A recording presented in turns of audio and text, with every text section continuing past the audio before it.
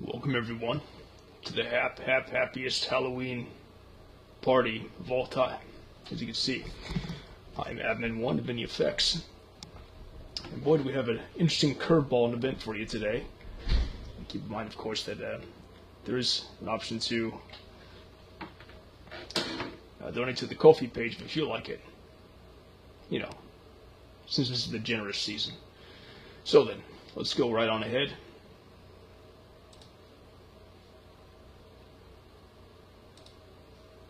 Let's go into this celebration here. Credit for all these videos goes to Lingyan203 on YouTube. I give them entire credit for the material we're seeing in these videos. We're going to take a trip to the world of Halloween-Stein 3D here, so let's just get right into it here. There are 10 levels, but one number 10 is actually a secret level, so we'll see about it. Let's just see what's in store for us here. A bat. Halloween, in a way. It's also cool that all the episodes have candy avatars, basically. And look at that. There's the night sky walls, but it's still very obviously a wall, so it's not very immersive in a way that would be if you place it behind pillars or something like that. Still, you gotta admire the nice use of the green and orange, and they're saying boogeyman as they are alarmed to you. Hard to be in a place like this, especially if it were like a repurposed corn maze or something like that. Like if they found some way to get like a cover on the corn maze, because that'd be the closest thing in real life to a structure like this. And it'd just be good to go with your friends, do something like this, or even design a place like this, you know. And I'm sure that sort of opportunity will become more possible in the future with the rise of VR and everything. I'd love to make a space like this, and you can certainly see along some of the walls there's the strings of ornaments, basically. Like, imagine what it would take to build all that. These dogs make some weird-ass noises here. Thanks very much, Irons. I see, yes, Eddie Dingle and I are definitely fast Portland friends. It's pretty funny how that came about. When he first told me he lived in Portland, I thought he was joking around with me. But, no, he's not featured in the beginning. Although, I did recently have a... Well, it's a surprise. Suffice to say, you'll hear him and I collaborate in the future.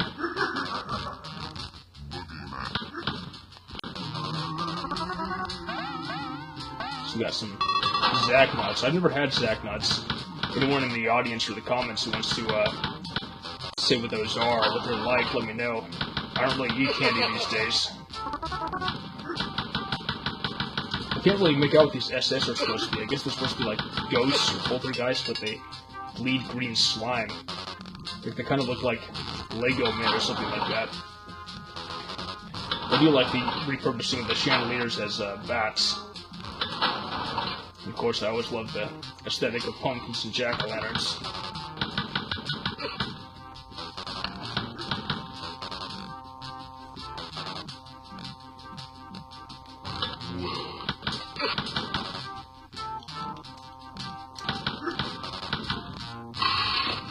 Interesting that they didn't use those ghosts as enemies. Like, I'd expect them to be like even the replacements for the hounds or something.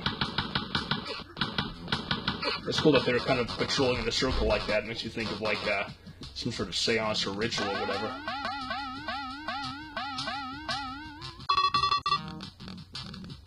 Oh, it looks like the ghost blocks you. That's even weirder. Why would the ghost block you? And look at how they use the black cats as ornaments. Like maybe the story would be that, insofar as any Wolfenstein 3D thing could really have a story past justification for blasting shit, but maybe the story would be that the cats are actually just like these statues. But I like to think that they're actual living cats and that they're sort of these immortal, indestructible creatures who kind of oversee everything.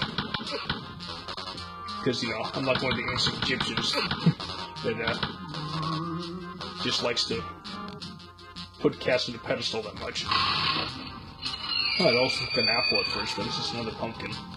Man, that's some pretty ear-piercing noise, huh? I like how they used, normally that thing would say call a Pocky and say Aardwolf, but here it says call a Pocky and say trick or treat, which is pretty cool. I wonder if anyone's actually done that.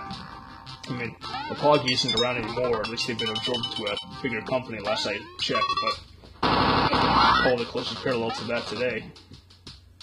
Or maybe you could even call the creator of the scenario or something, or creators, as the case may be. Yeah, I don't get what the idea was behind those dog sounds. They don't really sound like dogs. I suppose they're supposed to be like hellhounds, but unlike the other characters, they haven't really been altered in their appearance, so it seems even stranger. It's also interesting that the one they really modified in terms of sound and appearance is this chain gun, which sounds like a plasma rifle and is totally green. But then again, I can't complain because I'm getting to see more green and orange. I'm not a bit of a basic sucker for that sort of combination.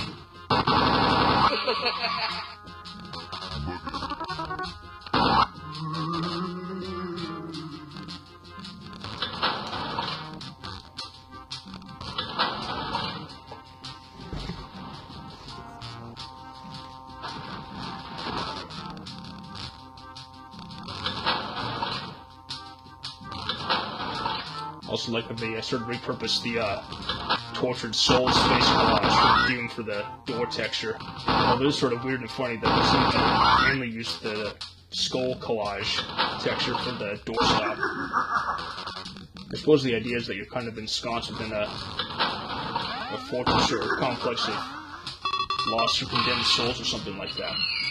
But that's what's interesting about this sort of scenario, is that it seems to kind of toe the line between that and just being like a weird Halloween party gone wrong. Like, I'm not even sure what part of it is. I wonder why they say boogeyman when they're alerted.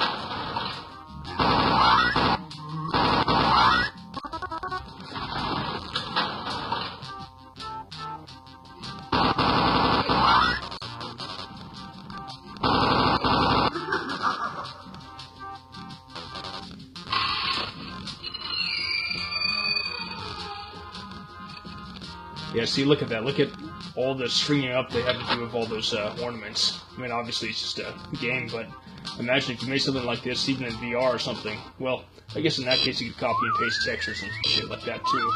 But you could easily do something like this in real life somewhere. And I'm just imagining like what it would take to put up all the ornaments.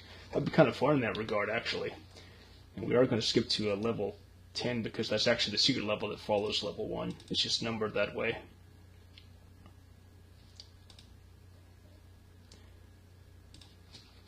So here we are.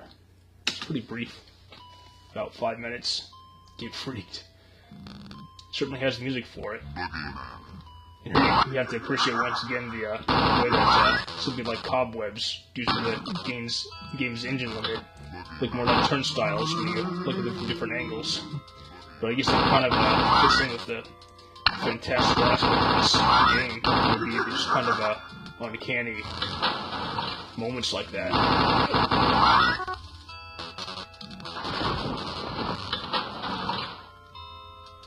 Alright, it says, I enjoyed your latest 2 tracks. The Eon Sands one maybe ends without crashing and equal on a crash. Nice. The other funny thing about it is that I'd record that on my phone because I borrowed my laptop to record from the laptop mic, but unfortunately I forgot to bring my external keyboard because my keyboard's still fucked up and I've been admittedly lazy about going to possibly get it fixed, although at this point I just need a new computer, period. So anyway, because I didn't have the external keyboard, I couldn't type the letters it took for my password in order to log in, and so I had to record from my phone. And so I set the phone down on top of a stool, but it was on top of a crash symbol. And so what you hear at the end of that track, as well as the beginning of this most recent one, is it being taken on, or taken off, or put on the crash symbol and the reverberating effects. So it's pretty funny, but I like the kind of clash and the coffee with it, the clamor.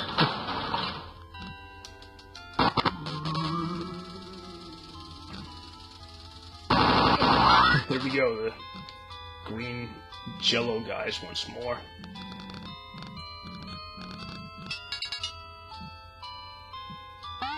What's that texture? I guess it's more of the Lost Souls.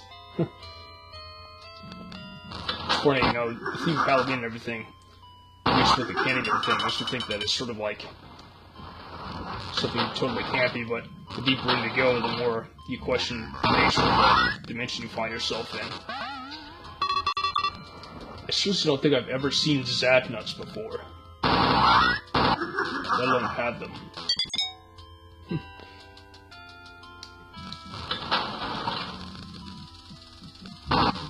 Sounded like someone was mad. Yeah, mad isn't insane. That's what it was, basically. Yeah, I see what you're saying. Imagine what he says, like a snare drum or something. It'd be more insufferable than the St. Anger snare.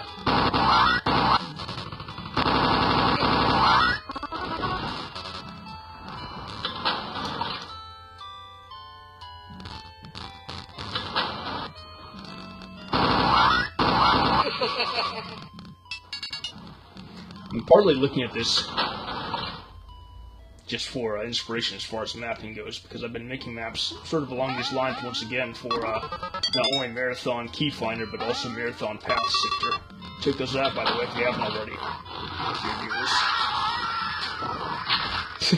Those noises with the dogs are funny. There's even like a bone-crunching sound as they collapse. I suppose better to feel funny about killing them than feel bad, because people, including myself, have historically felt bad at times for killing the dogs in Wolf 3D. Especially in the Macintosh version, because those ones make a pathetic whimpering noise as they die.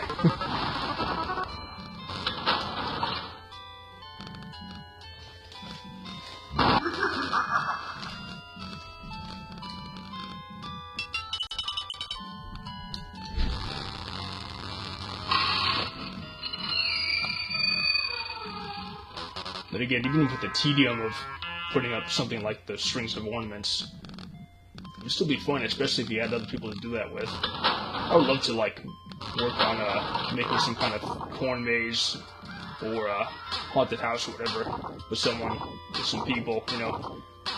I've been looking into doing that. I even possibly going to sign up for one of those corn maze get-togethers down here in Portland, Oregon.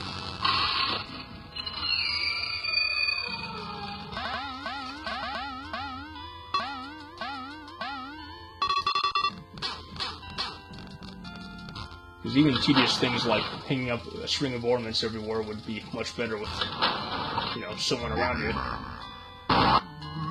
You can work together with on it. Maybe silly string each other or whatever. Alright. That was quite a whirlwind. Now we're on to the, excuse me, the second level. And one thing in particular that I'm interested in when it comes to these sorts of levels is just how memorable the intros are. It's like, if you start off on a good note, intro-wise, as was the case with the last level, I definitely remember that. Yeah, that's kind of cool, too. Kind of turning outside into a room with a monster going welcome as he shoots at you. That's pretty cool, but basically it's sort of like the science of first impressions. The first impression you get in your head, you tend to remember it, and it tends to color your perception of the thing or person, whatever, for at least quite a while. And obviously my maps of like some variations on this sort of thing, the kind of square unit rearrangement thing with a shit ton of enemies and supplies. In fact, basically being like a form of marathon slaughter maps, but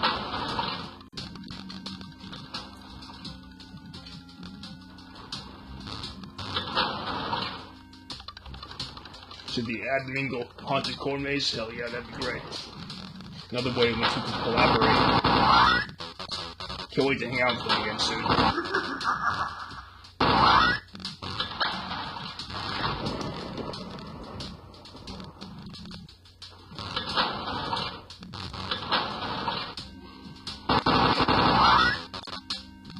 But anyway, what I was getting at was that I'm looking into all sorts of new ways to make these visually distinctive, as well as purely structurally distinctive areas for these sorts of maps, because it is possible. Granted, it's a bit harder with Marathon, because even having things pre-textured, you know, there's still kind of a uniformity to it all. I mean, there are different ways I could possibly pre-texture to ensure a greater chance that different rooms being more visually distinguished, but I guess I just don't feel like it quite yet, because it was fairly intensive to do all that. I'm not yet at the level of scripting ability as Douche Tower is to be able to just generate that stuff so easily. And I don't think he'd be willing to do that for me per se, because I think he's sort of a casual rival of NEFX maps. I think he secretly loves them and loves NEFX, but you know, likes to play the heel about it. So he probably wouldn't make a script like that for me if I asked. Or I mean, use a script to generate a map like that if I asked. But there may come a time one day where I have ample time, like say when I win the lottery, when I can actually make those templates again. Not to mention learn ways to make scripts to generate templates and generate maps a certain way with respect to texturing. Whereas with making 3D maps, to build an alternate texture, because you're just building in block units, you can just select which texture you want those block units to have. I thought about what it might potentially take to make a program like that for Marathon, where it's like an alternate level editor that makes stuff like this, but for Marathon, and you can put in pre-textured square units like that. Yeah, I recognize all those candies except for Zagnuts. I think it's kind of interesting and funny how that's the treasure in this scenario. It's not the health, which I guess makes sense, it's not healthy. But you'd think that, you know, a Halloween type creature would be sustained by shit like that. I've actually thought about basically making one of those Wolfenstein 3D turkey dinners. Which obviously seems ridiculous. like a big ass roasted turkey leg, mashed potatoes, and peas. But I like to present it as such anyway, and then maybe I do like a Total Carnage dying through or mukbang or something like that. Might even make like thought about making like a parody of, say, the dinner boxes that certain restaurants have, you know, fast food chains and whatnot. Making like a custom designed, like custom printed NEFX dinner box with a logo on it and everything. It would just be a bunch of plates of like Wolfenstein 3D turkey dinners.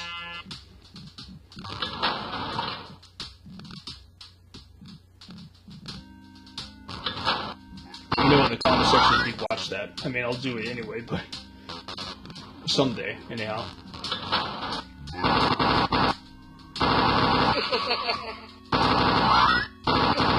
Imagine if Marathon had food. I'd probably have become a cook by now just to make shit from that game.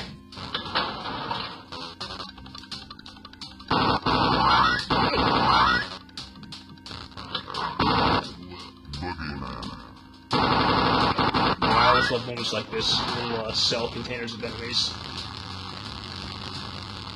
I've tried to do stuff like that in Marathon, although a sort of cheap, hacky workaround for not having to specifically configure enemies to do something similar as that, which it's harder to do than it isn't for Wolfenstein 3D, because, you know, the programming of the enemies is much simpler in there, but in Marathon I just, like in a map like this, where it's sort of flat and square base, I would put them within two enclosed one-world units. I say two because if you put them in just one, they won't move or act at all, they'll stand there. So I give them two squares to move around in, at least. And then I put a 0.4 world unit tall square in front of them, which effectively acts like the barrels in this game. And then, and that way, they'll be blocked and they'll be like tourists, they'll stay behind them. But of course, I've used that sort of technique since 2017 with the first ever NEFX Marathon map, Threshold of Light. And what that eyeball is about, why you can seemingly pass through it but not pass through ghosts, which are the sort of thing you're supposed to pass through. The scenario has some weird sort of inconsistencies.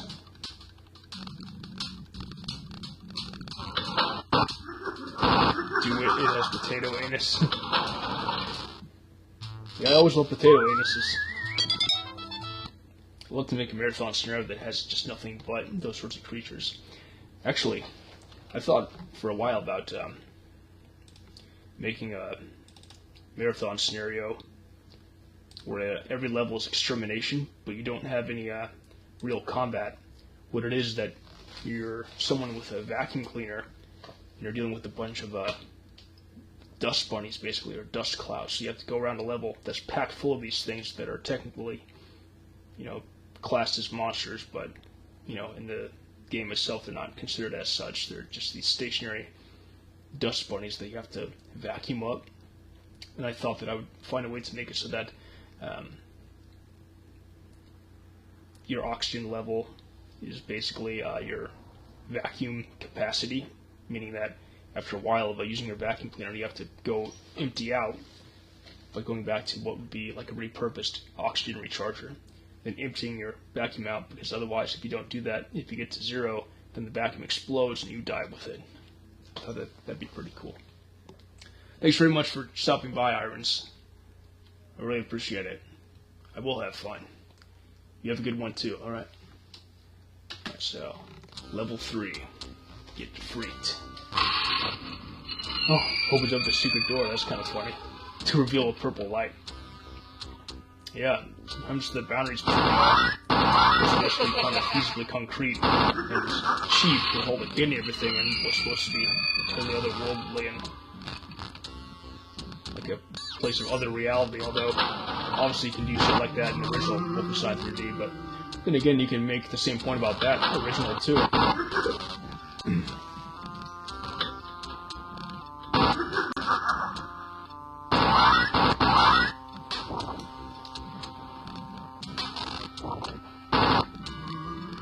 Yeah, I got him. Jack's exploring the detritus of the Castle Halloweenstein, whatever. Lots of wilted pumpkins about, having to kind of navigate around a square hallway with some patrols. Keeping an eye on both directions, checking the 6.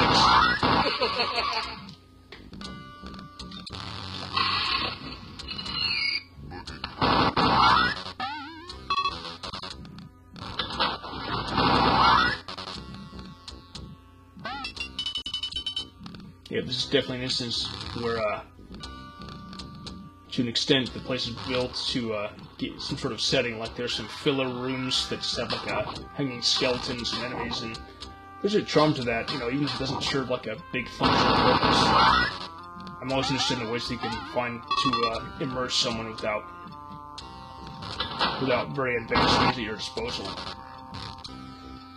Especially given that, you know, certain seasoned players who would get to something like this would probably end up taking some of the scenery and looking for granted. Because they're so used to playing hardcore and playing fast. But even something as simple as this, definitely don't neglect your surroundings and how powerful they can be, the effect they can have on you, which I think to a degree they still do, however, subconsciously.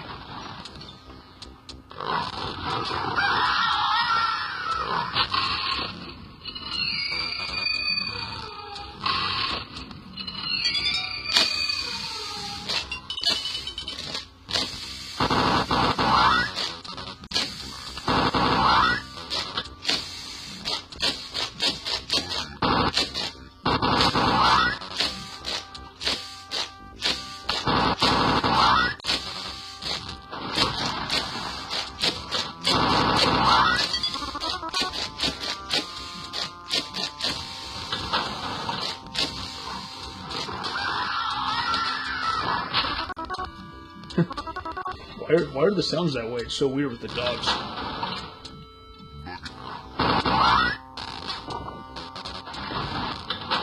Yeah, I'd love to see a place like this, if they're like some big Halloween festival, something like that, where at least for certain hours there'd be like basically a haunted house type of thing in here, and then at other points there'd be, you know, these different booths that people could show off different things, maybe different crafts or various inventions related to Halloween, or something along those lines.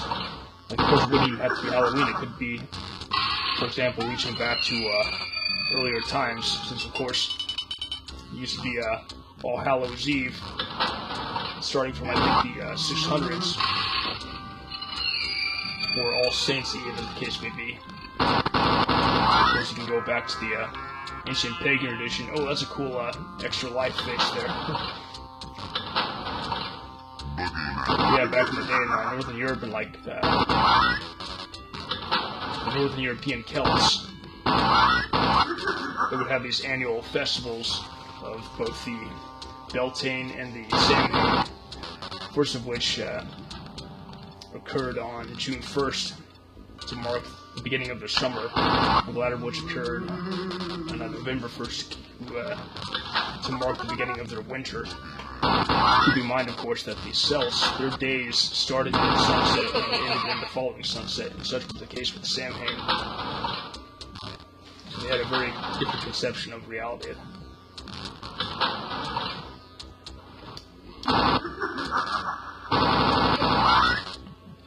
Yeah, originally, Halloween or All Hallows Eve was basically a holiday of the powers of darkness, of the dead, of fortune-telling and prophecy, of various spells.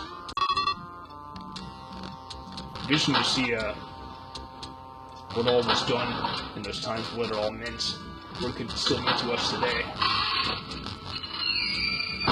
beyond the veil of the Perseus.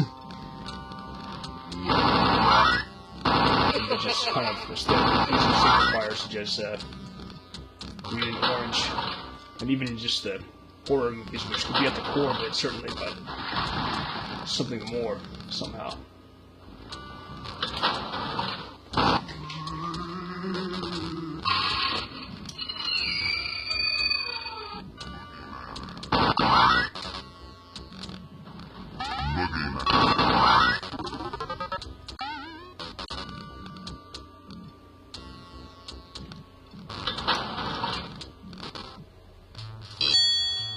those smiley faces are. I guess those are other mutant pumpkins or something like that.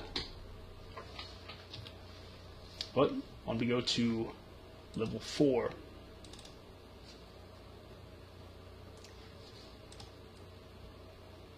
Glad to be doing this party with all of you. I know that you love NEFX and you love this stuff.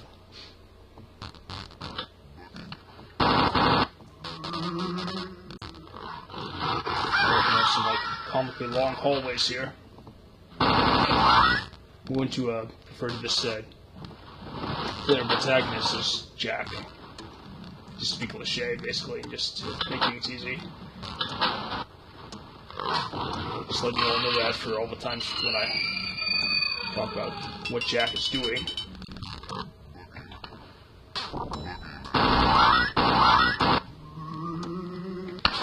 Wow, right in the fucking face.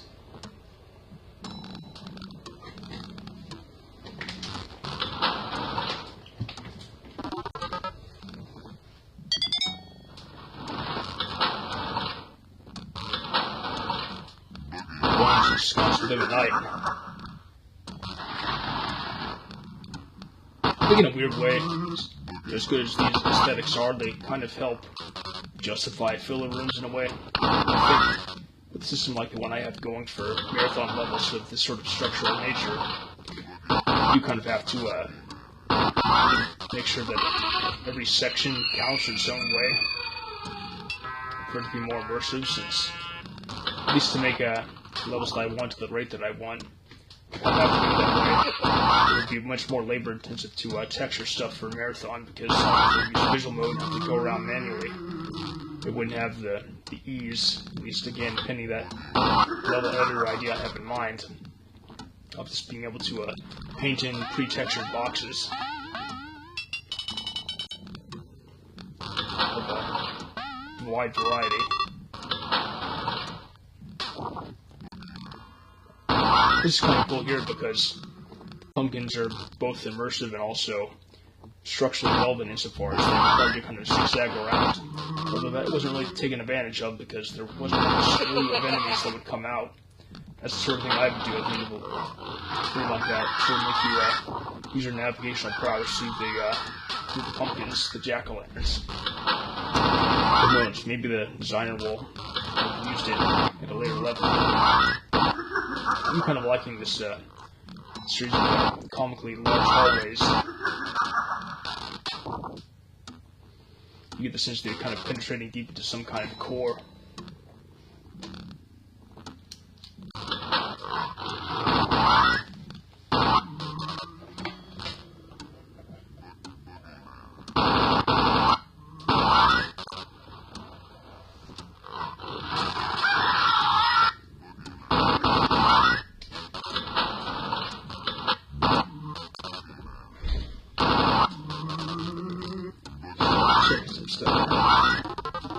Alright. Sorry not to miss anything. Well, that's quite a diabetes stash there.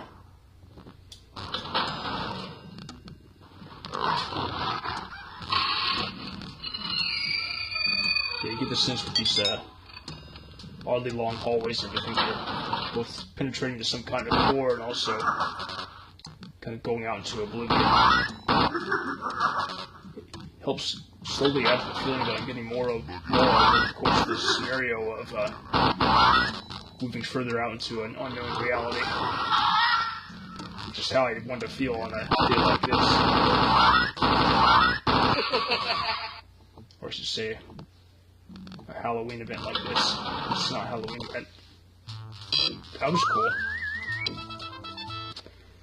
It has some decent combat and everything, but I must say I do wish that more had been taken advantage of for some of those rooms that are not only aesthetically significant, but I think structurally too. But some people would probably argue that I go too far in the other direction, especially for Marathon, which is a bit more generally sophisticated in the original trilogy and in the grand scenarios. But I love what they do.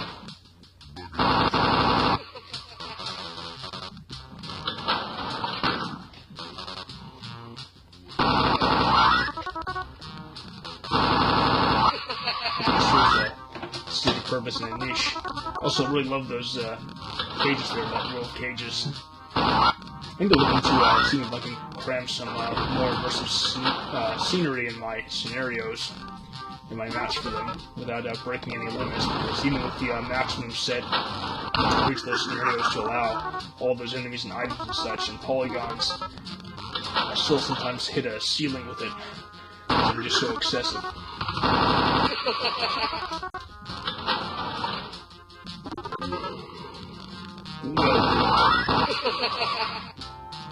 Still can't make out what that's supposed to be. Sort of like, I guess, the Slimer thing from Ghostbusters, but that wasn't shaped like these guys are, so it's kind of weird. I don't think I made that sort of noise either.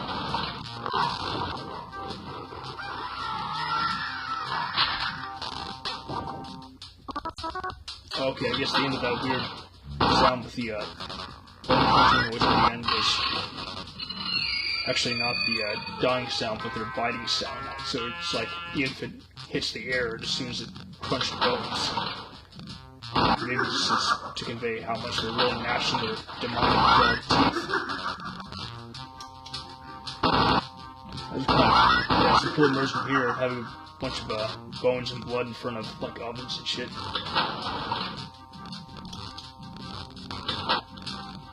Those little subtle strokes that you kind of miss the significance of if you're so used to just going through everything. Like when you think about it, there's something still pretty horrific about what it's like to be.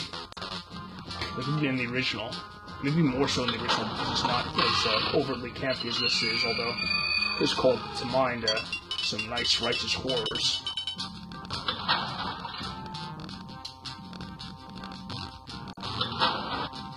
By the way, I see one person in the chat room right now. I don't know if it's Iris or someone else, or if it's just me, but at any rate, hi. Of course, that's not counting the silent majority that I'm sure are here watching. I know I've got masses of people watching.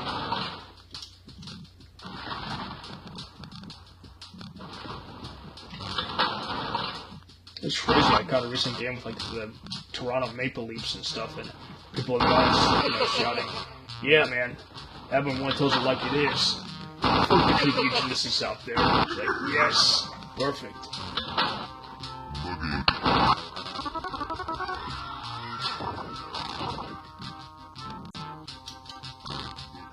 Oh, here we go. Nice little dining hall. It's definitely a good place to have like a harvest potluck or whatever.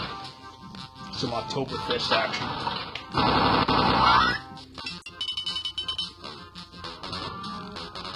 But yeah, in the old Halloween traditions throughout much of the UK, namely Wales, Scottish upper lands, England in general, in particular I think Lancashire through the 19th century, there were the traditions of lighting up bonfires on high hilltops.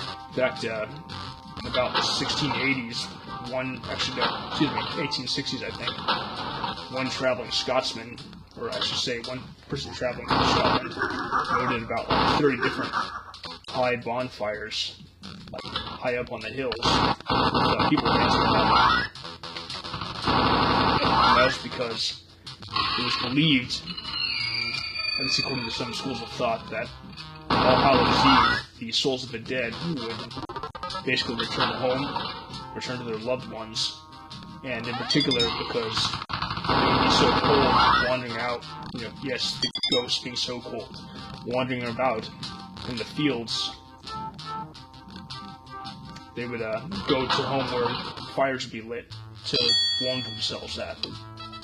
So that was the idea of it.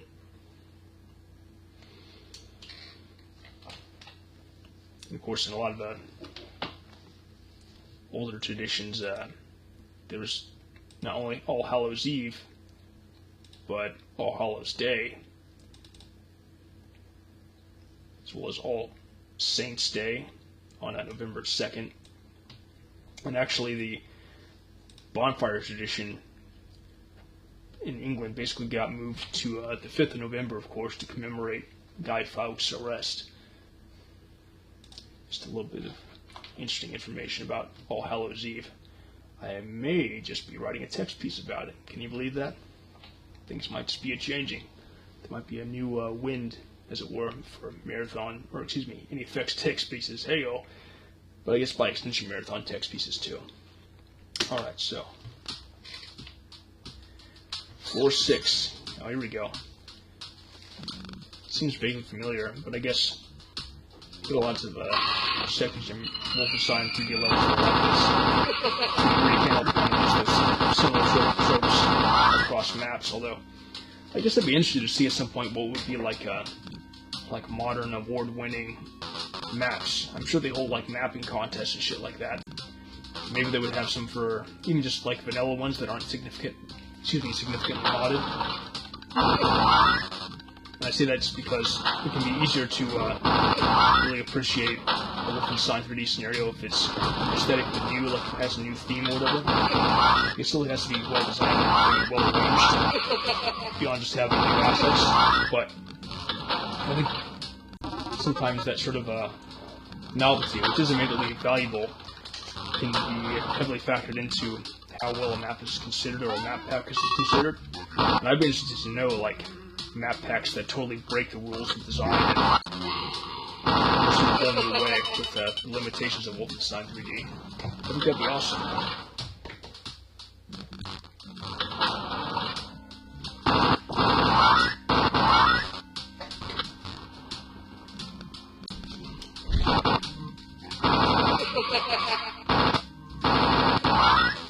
See, I like that. I like how at different points they're triggered to kind of come out of the halls like that. I always like those scenic moments where you get enemies to come out of the halls at the right time.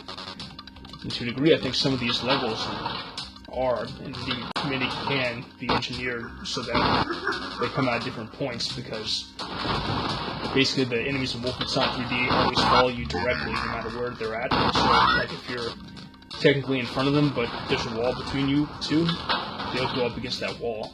You have to move to a certain point for them to move around to really pursue you. So many Wolfenstein 3D mappers have gotten pretty adept at structuring maps around that fact to kind of control when, where, and how enemies will actually pile out to get you. Not to mention that, of course, in this game,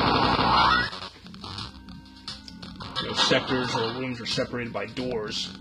They each have their own sound, so unless it's configured otherwise, each room finds sound-wise to itself.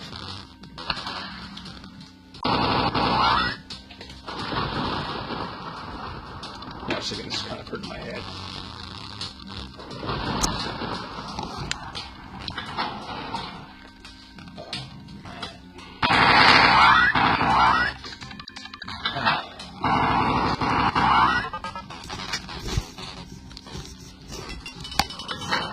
Okay, sorry about that. Just put it in my head and my neck too. Oops. It's important to see all the gore on my face, noting that I'm an undead redneck abomination.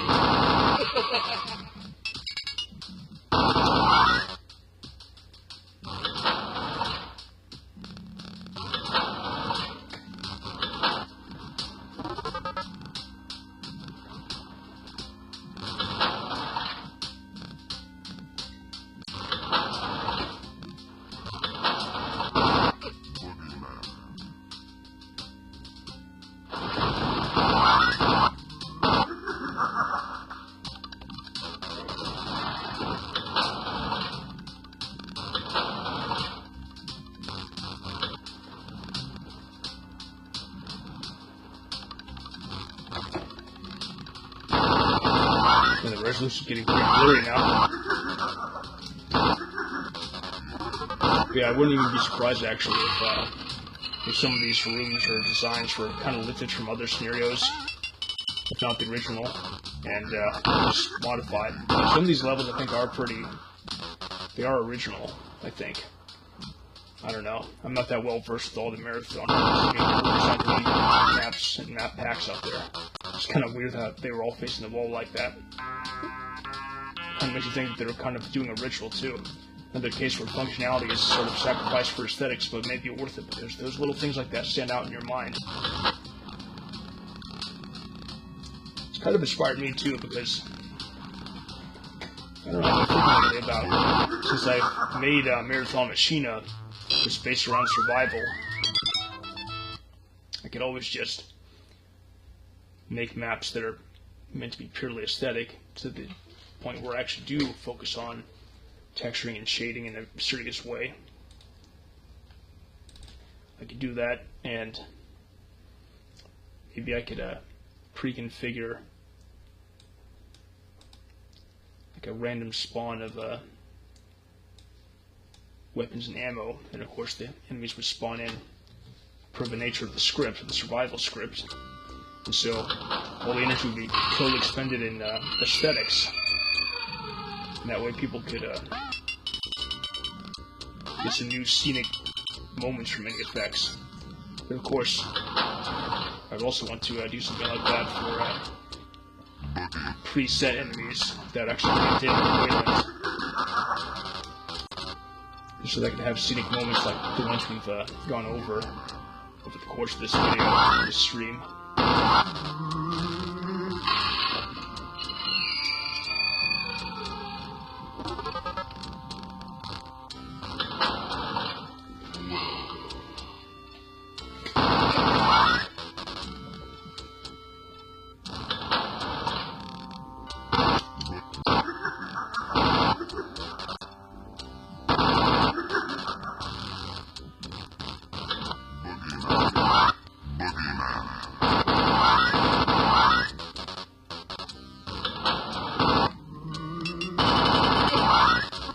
Yeah, nice little mess hall in here.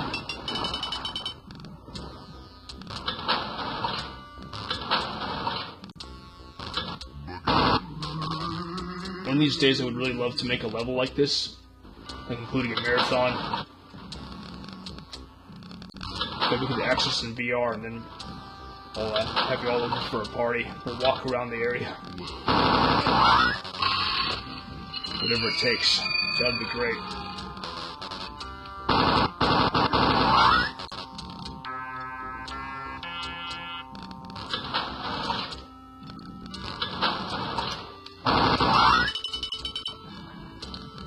I'll hang out with you all there when I'm old, my dear silent majority.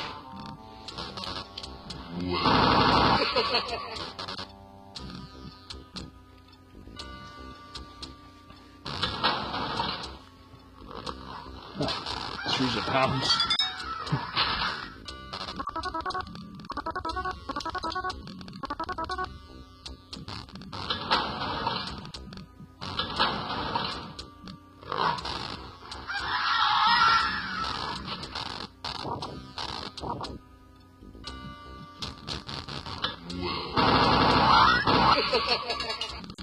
Oh wow, nice thick cobwebs there. There's some suspended corpses, I think, too.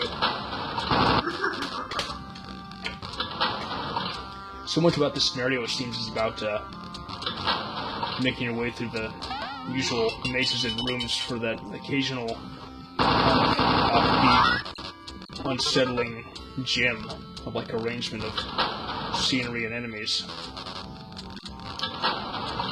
Like the bones and blood being put into those ovens, or those jack-o'-lanterns facing the night in like a row. These weird little mess halls and stuff, and rooms of cobwebs with, I think these are suspended corpses. Maybe they're like Frankensteins or something. Frankenstein monsters.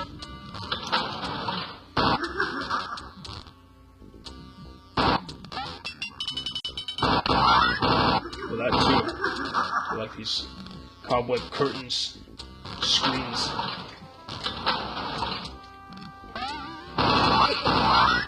Yeah, this definitely feels like a party. Thanks to everyone who takes the time to watch this, even after the fact. You could even do it year-round. I don't give a damn.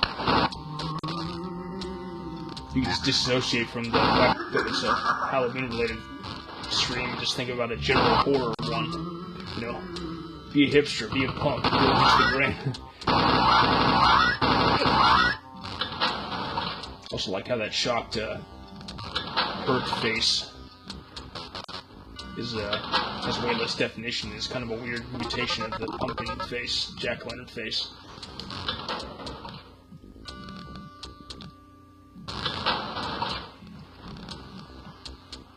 Yeah, looking at this after looking at my own maps that are structured this way, but are more like a general wild card shuffle textures, really drives home for me how much like aesthetic variation and arrangement in these levels really kind of carries them.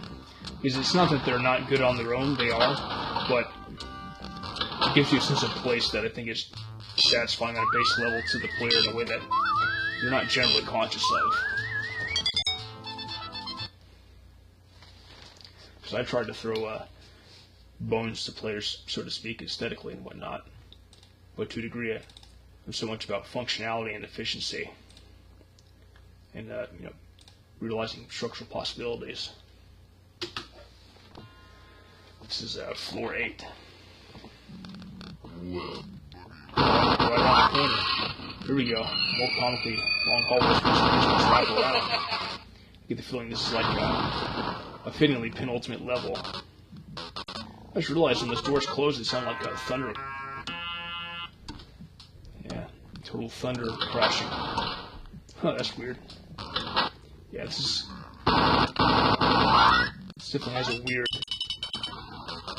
stronghold vibe to it already, which I like. This is definitely shaping up to be one of those big action-packed, climatic, penultimate levels.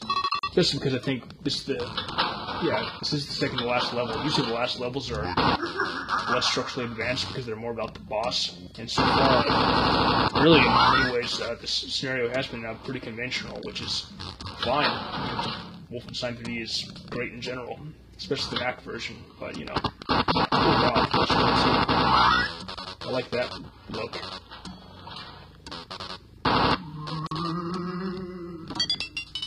Yeah, I think this will probably be the best level. I can already get the feeling that it is.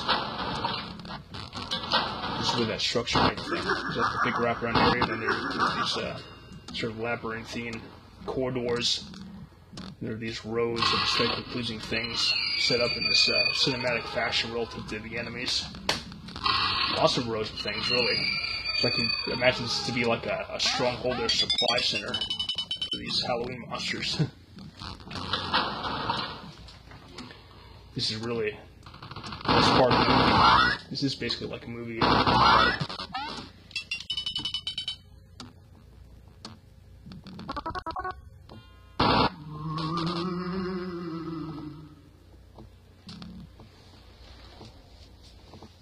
Yeah, so I can take this off again.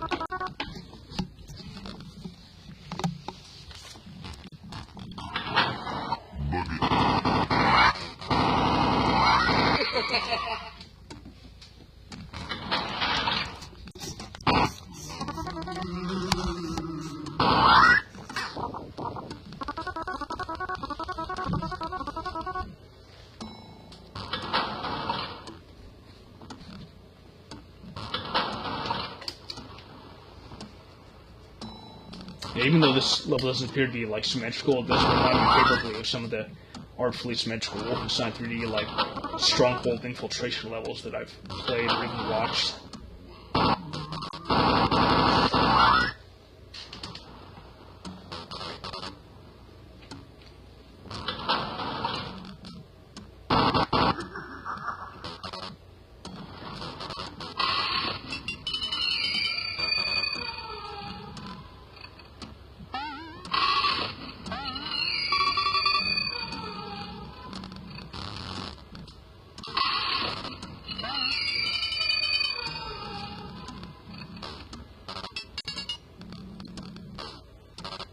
That's cool how there was earlier like a foreshadowing of getting that key behind all those black cats.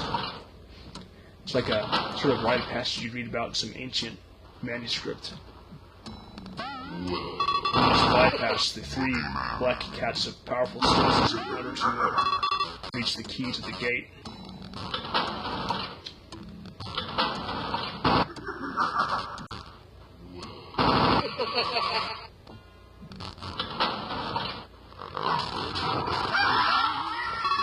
Not too bad you don't seem to really encounter like officers or mutants. At least I don't think so. I haven't really seen that. Like you'd think they use like say the ghosts as mutants or something like that, and the bats as hounds. Look at that shocked looking, majorly injured pumpkin.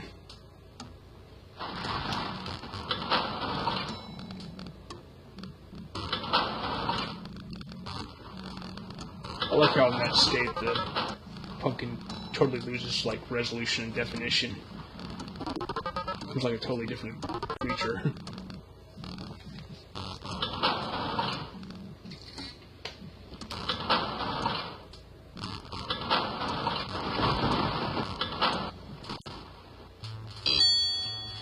Yeah, I think that was the best. So now we're on to the final level, floor 9. See how long this one is. I think it might be shorter. It seems like it'd be like a regular boss level. Assuming it's a boss level. Yeah, 3.5 minutes. So here we are in the home stretch. Once again, credit goes to Lingyan203. Put the link in the description. Alrighty. It's a weird bro. Maybe that's supposed to be like the enemy you finally face.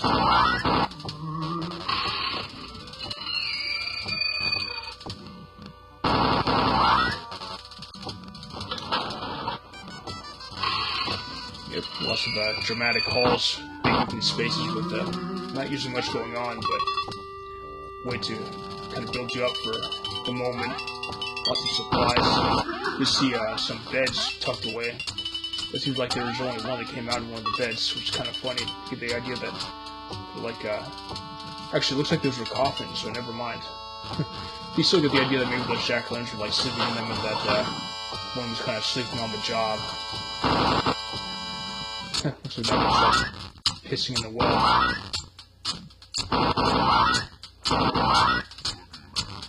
And that one's supposed to look crazy.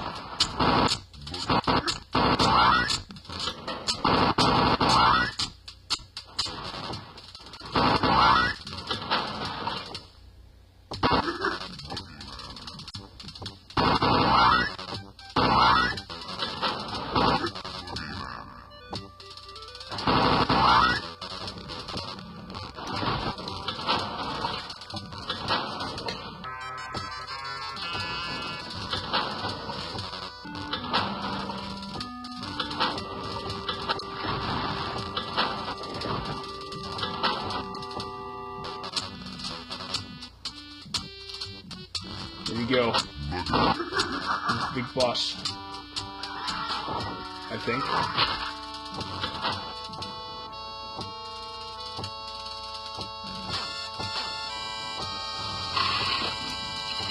Yeah, I bet.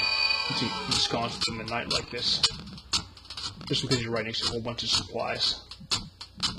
You rang. Says you rang. Who is that? Who's that boss? It's like, yeah, just a freaking some blaster to the head. Blaster onto, one of the Ross brothers' bodies. It's so, like, clearly taken from the movie itself and just copy-pasted on there, I think.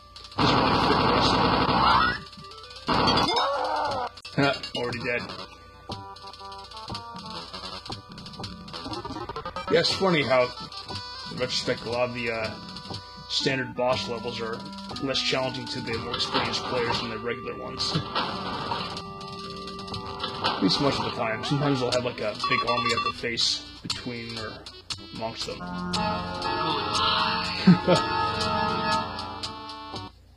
Why are you suddenly a green ghost? I guess that's supposed to be something that like follows you instead of like a third-person perspective. Wait a minute. What's it say? What's the epilogue? You run out of the castle. Oh. Yeah, it looks like they just kept the same plot as the original. I kind of enjoy that campy laziness. Thanks for watching. Happy Halloween. That's cool. Using the high score text box to communicate with the audience.